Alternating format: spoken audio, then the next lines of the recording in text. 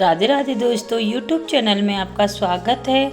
आज हम आपको सुनाएंगे कार्तिक मास के 27वें अध्याय की कथा। आइए चलिए सुनते हैं।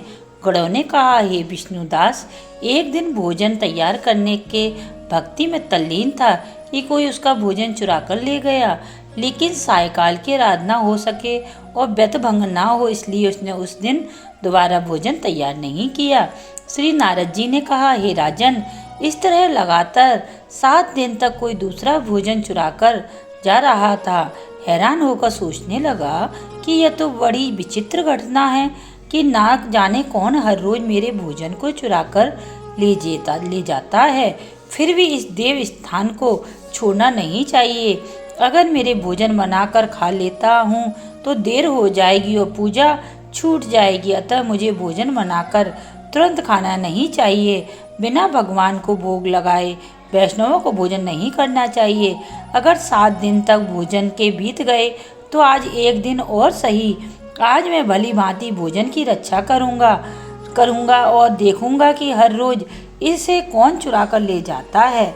ऐसा सोच विष्णुदास भोजन तैयार करके भोजन के पास ही छिपकर बैठ गया। उसने थोड़ी देर के बाद देखा कि वहाँ पर एक चंडाल आया, जिसका शरीर बहुत दुर्बल था। उसके शरीर पर केवल चमड़ी ही चमड़ी दिखाई देती थी। जब वह आया, चांडाल भोजन चुराकर चल दिया तो विष्णुदास ने उसे पुकारा, हे भाई, यह रूखा भोजन ले जाकर क्या करोगे? घी तो लेते जाओ। ऐसा कहकर वह विशिष्ट ब्राह्मण औरों को बड़ा दिख विष्णुदास को अपनी ओर आता देखकर वह चांडाल तेजी से दौड़ने लगा। वह ब्राह्मण से डर गया, लेकिन दुबला होने के कारण दौड़ तो न सका था, अतः वह भूमि पर गिर पड़ा और मूर्छित हो गया। चांडाल को मूर्छित देखकर विष्णुदास लपक कर उसके पास पहुंचा और अपने वस्त्र से उस पर हवा करने लगा।